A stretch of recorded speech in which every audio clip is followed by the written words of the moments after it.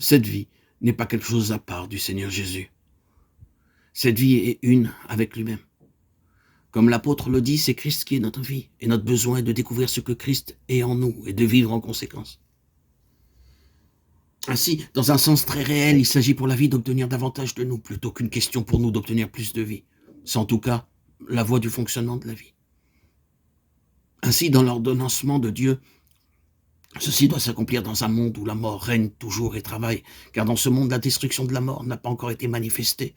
La mort, comme le diable, continue d'agir, bien que le calvaire demeure, en dépit de tout, une pleine victoire. Nous sommes laissés dans ce monde, et c'est dans ce monde où la mort règne et travaille avec beaucoup d'énergie que nous, par l'ordonnancement souverain de Dieu, nous devons prouver les valeurs de cette vie qui a été déposée en nous, afin d'en découvrir les potentialités. C'est une découverte expérimentale. Cela se résout donc en une bataille entre ce qui est dans ce monde et la vie qui se trouve dans le croyant. C'est la bataille pour la vie, non pas avec le risque de perdre cette vie. Ce n'est pas que la mort peut nous enlever la vie éternelle, tel n'est pas l'objet de la contestation, mais la bataille pour l'expression triomphante et la pleine manifestation du pouvoir de cette vie. Là est la contestation. Nous pouvons avoir la vie éternelle, cependant, cette vie peut être étouffée dans notre être intérieur, sans expression, sans manifestation, sans aucune issue triomphante.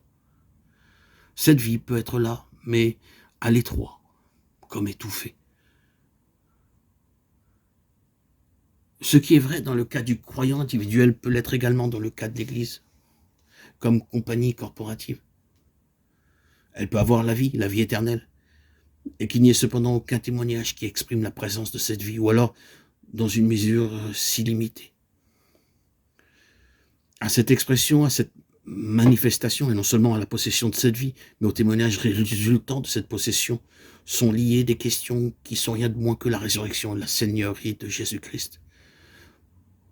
Le témoignage du fait que Jésus-Christ est ressuscité des morts et qu'il est à la droite de la majesté divine dans une souveraineté absolue est lié, répétons-le, à une expression ici-bas de cette vie qui est sa vie de résurrection. Ce n'est pas moins que cela. Le dernier Adam est devenu un esprit vivifiant. Vivifiant signifie qu'il s'agit d'une vie qui se manifeste, d'une vie qui est transmise, d'une vie exprimée. Et si cela n'est pas illustré dans et par le croyant et à travers l'Église comme étant un tout, il y a quelque chose de perdu pour le témoignage du Seigneur Jésus. Comment doivent être données la preuve, la démonstration, l'évidence, l'établissement? Certains du fait que Jésus est vivant étant sorti de la mort et qu'il est Seigneur.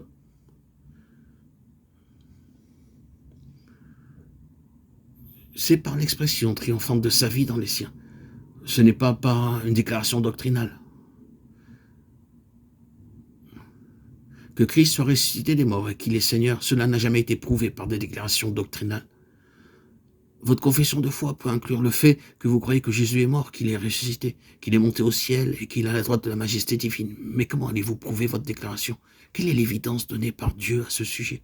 Vous pouvez le croire, être disposé à donner votre vie pour cette foi, déclarer ce que vous croyez avec beaucoup d'insistance et de force, et cependant, cela ne veut pas dire que vous êtes en train de prouver ce que vous dites. Vous ne prouverez jamais rien par des paroles. Je crois de toute ma force que cela est ainsi. Vous ne prouverez jamais une chose par le fait de vous lever et de déclarer que vous la croyez, ni en disant « je crois » tout ce qui constitue la base de la foi chrétienne, ni en portant un nom qui montre que vous croyez en l'inspiration de la Bible. Jamais rien n'a été prouvé de cette manière. Résumons l'ensemble de la doctrine en ces 2 points, que Jésus-Christ est ressuscité des morts et qu'il est le Seigneur de tout. Vous devez encore prouver cette déclaration après l'avoir faite. Si vous avez fait appel au fait que la parole de Dieu dit cela, ce n'est pas pour autant que vous avez prouvé quelque chose. Vos preuves ne le seront jamais par le fait d'arguments, car ce qu'un argument peut apporter dans un sens, tel autre peut l'enlever. Ce que la logique peut faire pour que vous penchiez dans un sens, la même logique peut faire exactement l'inverse. Alors, comment allez-vous prouver qu'il en est ainsi? Par l'expression et la manifestation de sa vie de résurrection, c'est tout. Mais c'est un puissant tout. Cela signifie que vous êtes une incarnation de la chose que vous déclarez, qu'à côté de la déclaration doctrinale, il y a l'expression vivante. Ainsi, la résurrection et la seigneurie de Jésus sont étroitement liées à cette expression qui est appelée le témoignage. Le témoignage n'est pas un ensemble de vérités. Le témoignage est ce facteur supplémentaire à la déclaration et la présentation de la vérité qui constitue sa puissance. Et cette puissance est celle de la vie qui a vaincu la mort. Ainsi, comment prouverez-vous que Jésus a vaincu la mort? La preuve de cela sera dans une vie victorieuse de la mort, s'exprimant elle-même en vous. S'il en est ainsi, cela signifie que toute la question est celle d'une puissance de vie par laquelle Christ est attesté. Nous ne mettons pas la vie à la place de Christ, mais nous disons que le témoignage de Christ est donné par la vie.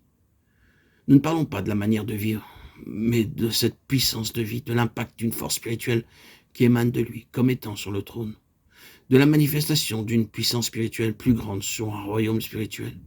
C'est cela le témoignage du Seigneur Jésus. Contre cela, l'arme suprême de l'ennemi sera la mort. La mort est aussi une puissance spirituelle. Ainsi, cela devient un combat entre deux puissances spirituelles, la puissance de la vie et la puissance de la mort. Cette bataille continue et continuera jusqu'à ce que l'Église devienne si vivifiée par la puissance divine qu'en un instant, ceux qui sont dans la tombe et ceux qui sont restés vivants seront amenés dans une puissante résurrection, ascension, auprès du Seigneur dans la gloire. La bataille entre ces deux grandes puissances spirituelles continuera jusque-là. Telle est la bataille dans laquelle nous nous trouvons. C'est une bataille qui va en s'intensifiant et nous ferions mieux de le reconnaître une fois pour toutes. Il est parfois difficile d'accepter cela, bien que nous y adhérions mentalement. Quand les choses deviennent difficiles, nous sommes surpris et nous nous posons des questions et pensons peut-être qu'il est étrange qu'il en soit ainsi. Mais il faut que l'on reconnaisse et que l'on accepte le fait que cette guerre spirituelle entre la vie et la mort s'intensifiera vers la fin et atteindra son point de tension culminant à l'instant précis où l'Église sera sur le point d'être enlevée. C'est ce qui est, sans l'ombre d'un doute, rendu clair par la parole de Dieu.